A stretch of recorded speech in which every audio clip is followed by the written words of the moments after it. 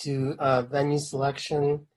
So again, as you're thinking about the design of the venue, like how you're going to design it, of course, the theme is going to affect the costs, right, and the setup costs. So again, for instance, if you're going to do a 1920s sort of theme, it's going to cost more because to find 1920s themed stuff is probably more expensive. It's not that easy to find things from 100 years ago, and or at least to make that stuff. So anytime if you have some sort of clever theme, just, be mindful that it could cost more.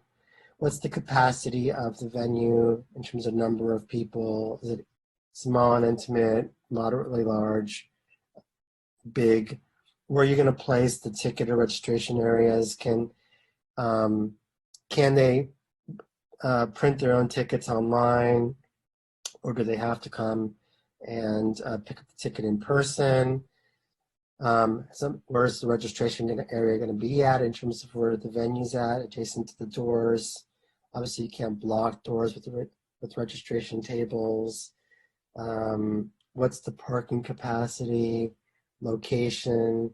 Do people have to walk there? I highly recommend that you don't have people walk to, at least not great distances, to a particular venue, especially if you have people, especially women in high heels, right? Not good. So shuttles, always preferred option. Proximity to other locations, that could be good or bad. Again, because your target audience could get distracted and end up in those other locations. You need to secure all the necessary permits.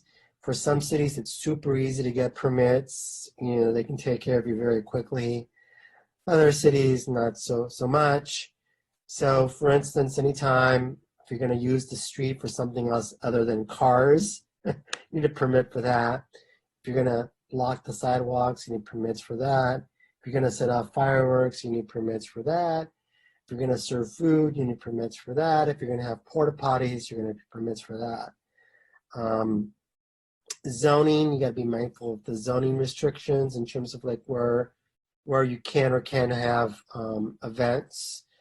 So there's restrictions just in terms of noise or any sort of thing like that you got to pay attention to. Every city is different. Do you have enough bathrooms, whether it's an inside event or an outside event? I think the general rule of thumb is one porta potty or one bathroom for 50 people. We never followed that rule. For us, it was almost like, I think we did one for every 30. I think it's really up to you as the special events person. But again, I think we did one for every 30. I think other people have done, that I've heard, one for every 50. Just, I don't know. I think the more liquor you serve, I think the more bathrooms you need. That's my philosophy. Insurance costs, well, it really depends on lots of factors, right? Again, the type of event, is it going to be, again, rock and roll, hip hop, might be more expensive. Younger folks versus older folks, more expensive. Serving liquor versus not serving liquor, more expensive. Those sorts of things, right? Just really depends on how much they're going to charge you for the insurance. Are you going to use a tent or no tent? So obviously a tent in the summertime is important, but then you don't want to block it off, the tents, and then have people feel like they're in a sauna. So tents, are hit and miss at times. Signage, where are you going to hang signage? Remember, it's your event. So you don't want the sponsors to take over your events. You tell them where they can hang their signage or place their signage. And so obviously the PR person or whoever is representing that company is going to want their signage placed in the best location. But again, it's your event. You tell them where the signage is going to go up. Coordination. So Coordination, monitoring the events is really important, making sure you have enough volunteers to handle everybody, and also security to make sure everybody's safe, especially if you're going to be serving liquor. Make sure you have enough staff working the event that's overseeing the volunteers. Make sure you have first aid booths if necessary. Make sure you have somebody who's handling the vendors or working with the vendors, working the events. Make sure you have people who's working with the exhibitors in the exhibit hall. So make sure that everybody that is, being taken care of as well as possible. Supervision, there's one point person, there's one chief. You don't want to have too many chiefs. So let's just say you have one person overseeing the volunteers, and one of the volunteers has a question for you that you can't answer or address. Make sure that you reach out to that one point person that has the final yay or nay. Crowd management, how much security are you going to have? Really depends on, again, the size, the type of crowd that you're going to have. Just is it a crowd that's listening to jazz? Are they all wearing suit and ties? What's the age? Are you going to place a drink limit on people? But people cheat with it when you give them tickets, right? Because what if that person doesn't drink and they give their tickets to their friends? That person, you had a two drink minimum, but this person now can drink 4 or 6 or whatever. So how do you best address the crowd is really tricky. It just depends on the type of event that you're going to be at, a sporting event versus let's say an opera. So an event toolkit, I used to always walk around with like a little event toolkit, like a little first aid kit with like I don't know, like a little rubbing alcohol, a Band-Aid, things like that, because you just never know what's going to happen. I remember we had I think it was in Philadelphia, we had somebody who tore their pants down the middle, and guess what? I had some string and a needle, and they honestly were sewing their pants. So, just have a little first aid kit just for paper cuts and things like that you can walk around with and give somebody a Band-Aid or whatever. They'll thank you for it. Communication.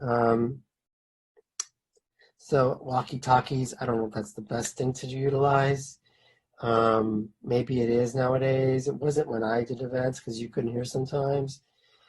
We used to do phones, and we used to put our phones on vibrates. That way you can feel the vibration. That was the way we can communicate. And again, a crisis is like, what's your response for a crisis?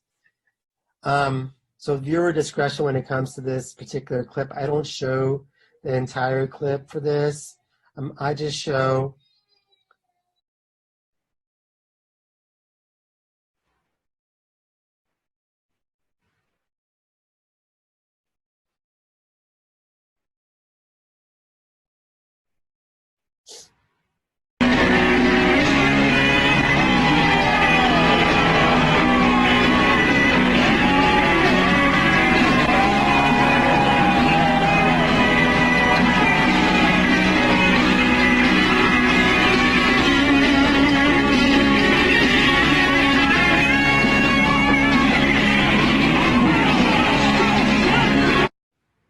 Okay, so this is a super tragic event that happened in Rhode Island.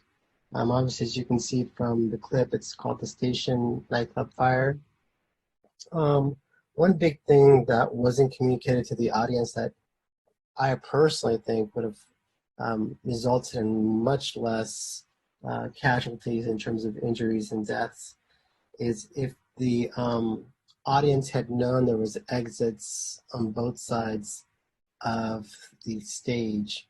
For some reason, the audience only knew of one exit and one entrance, and it's because they obviously all went in through one entrance. But it was actually, to my knowledge, there was 2 additional exits besides the main exit. And so I think if that would have been communicated to the audience, um, I think the number of people who died in this tragic accident would have been far less. And, maybe, well, who knows about completely averted. In terms of who approved the setting off of the pyrotechnics, I don't know. If I recall, the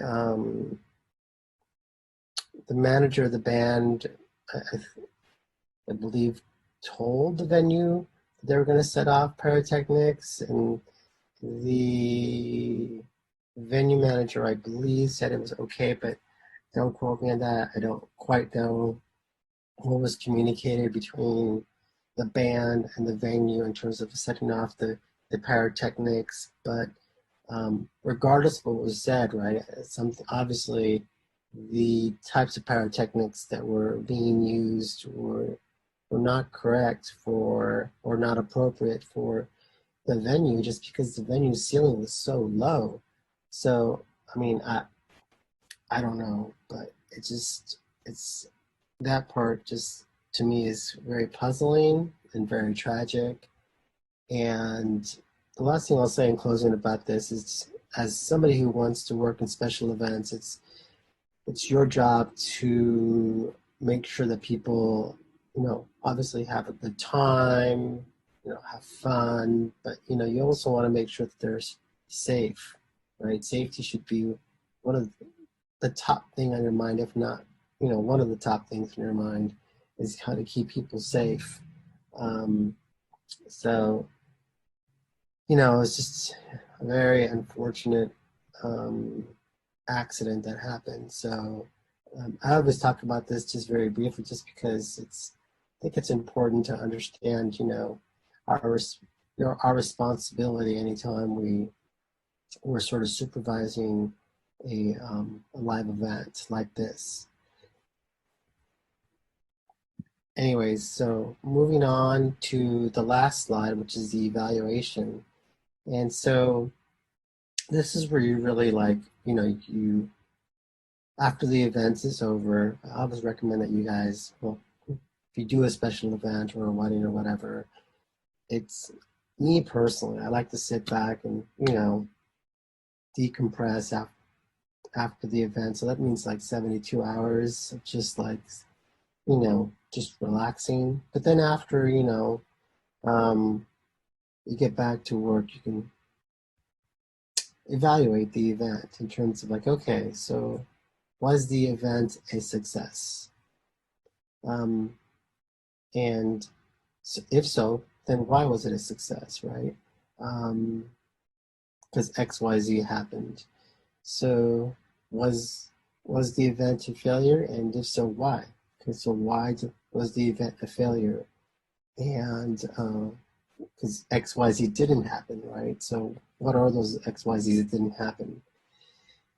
And of course, whether an event is successful or whether it was a failure, we can always improve and always do something better the next time. And so how can you improve? And so therefore you can do a better job moving forward next time. And of course, you always want to identify other problems, right? Maybe the florist, didn't deliver the right kinds of flowers. The caterer showed up late. I don't know, the minister, the priest got lost, whatever. A bunch of things could have happened in an event that, at the end of the day did work out, but maybe could have been a lot better and maybe even made the event, borderline a failure. So how do you address those problems and those issues moving forward? Right? Sometimes that can make some very difficult decisions. Like for instance, you could have to terminate somebody that you've worked with in the past. So those are tough choices. You shouldn't take those lightly. And one last thing, of course, is determine whether or not the event was worth your effort. So, you need to really like sit back and think after you've done a conference or two. That's, you know, sort of a 3 day conference or a week-long conference or whatever, or, you know, uh, a 3 day concert, and really think to yourself, do I really want to do this type of event again? Was it worth my effort? Do I ever want to do my friend's wedding ever again? Because I put a strain on our relationship. So you need to really think about those sorts of things, because sometimes you can put your all into an event and maybe the event did turn out okay, but to you it just you didn't feel satisfied afterwards, right? For some reason, for whatever reason that could be. And so you really need to think about that moving forward, just for your own, you know, personal sanity and lifestyle. And so that's the conclusion of my lecture. And the next lecture will be, I think it's film production. So anyways, have a good day or a good night. I don't know when you're listening to this particular lecture.